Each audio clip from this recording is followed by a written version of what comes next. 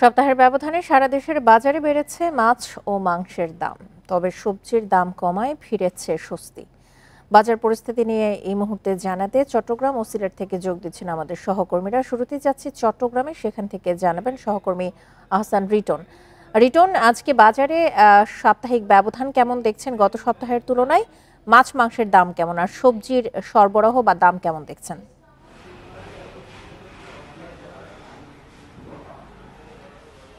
সবজির দাম দিয়ে আমরা আসলে শুরু করতে চাই। আমরা দেখছি আসলে গত সপ্তাহের তুলনায় এই সপ্তাহে যে সমস্ত শীতকালীন সবজিগুলো রয়েছে সেগুলোর দাম আরও কমেছে, অর্থাৎ মানুষের যে স্বস্তির জায়গা সেটি বলা যেতে পারে যে আরও বেশি হয়েছে, এবং সেই কারণে আমরা দেখছি যে সবজির দাম কম।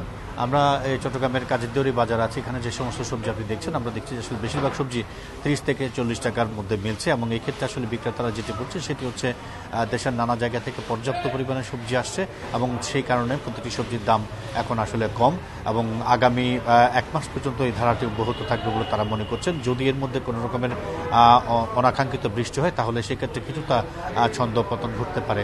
আমরা একটু বলতে চাই যে বেশ কিছুদিন পর আজকে আসলে মুরগির যে বাজার, সেখানে কিছুটা স্বস্তির খবর আমরা পেয়েছি। আমরা আসলে দেখছি যে গত সপ্তাহে যে 600 টাকায় দেশি মুরগি বিক্রি হয়েছিল সেটি এই সপ্তাহে এসে 30 টাকা কমে 570 টাকায় বিক্রি হচ্ছে। সোনালী মুরগি 380 টাকার থেকে 40 টাকা কমে সেটি এখন 340 টাকা বিক্রি হচ্ছে।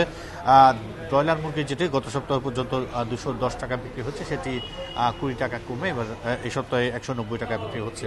এছাড়া আমরা যদি একটু বাড়তির খবর বলি, সেক্ষেত্রে আসলে মাছের দাম আমরা যেটি দেখছি কিছুটা চড়া, এবং এক্ষেত্রে আসলে বিক্রেতা যারা রয়েছেন তারা যেটি বলছেন সেটি হচ্ছে এই মুহূর্তে প্রচণ্ড কুয়াশার কারণে যে পরিমাণ বোট মাছ ধরতে যাওয়ার কথা সেগুলো আসলে যাচ্ছে না, অনেকটাই বোট সমুদ্রে যাচ্ছে না, এবং সেই কারণে মাছের দাম কিছুটা চড়া। আমরা কিছুক্ষণ আগে খবর নিয়েছি এখানে আসলে 650 টাকায় ছোট কোরাল বিক্রি হচ্ছে, যেটি কিছুদিন আগেও 450 থেকে 500 টাকা বিক্রি হয়েছে।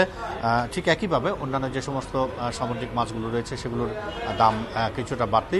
একইভাবে যেহেতু এখন শুষ্ক মৌসুম, সঙ্গত কারণে আসলে পুকুরেও খুব বেশি, অর্থাৎ মিঠা পানির যে মাছ সেখানেও খুব বেশি মাছ নেই, ফলে সেখানকার মাছের দামও বেশ বাড়তি বলা যেতে পারে।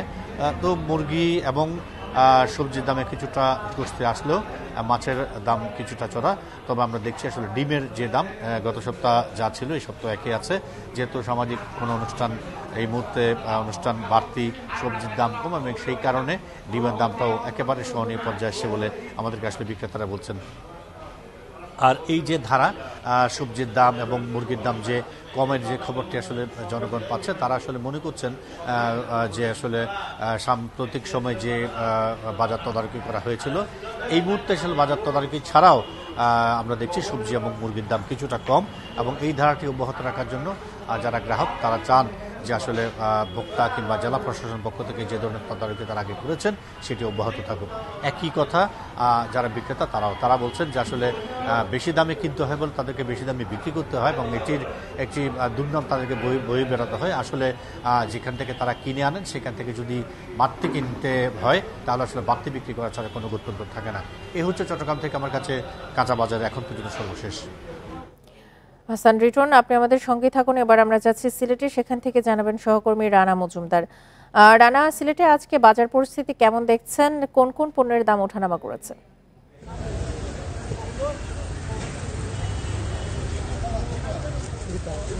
দেখুন, আসলে শীতের শুরুতে সিলেটে সবজির দাম যেরকম ছিল, এখন এসে আমরা দেখতে পাচ্ছি সিলেটে সবজির দাম কিন্তু অনেকটাই কমে গিয়েছে, এবং সিলেটের বিভিন্ন বাজার আমরা ঘুরে দেখেছি যে শীতকালীন যে সবজিগুলো রয়েছে সেগুলো কিন্তু এখন কেজিতে 10 থেকে 20 টাকা দরে কিন্তু কেজিতে কমেছে গত সপ্তাহের তুলনায়।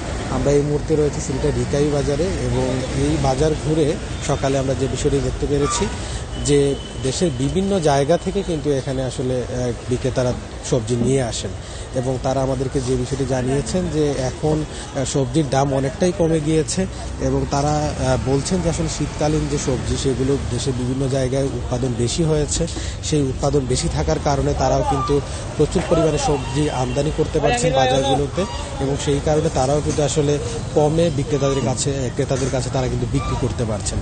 যদি একটু জানাই দরদাম, সেটি হলো যে ফুলকপি কিন্তু এখন সিলেটের বাজারে বিক্রি হচ্ছে 40 থেকে 50 টাকা কেজিতে, পাশাপাশি বেগুন বিক্রি হচ্ছে সিলেটের বাজারে 40 থেকে 50 টাকা কেজিতে।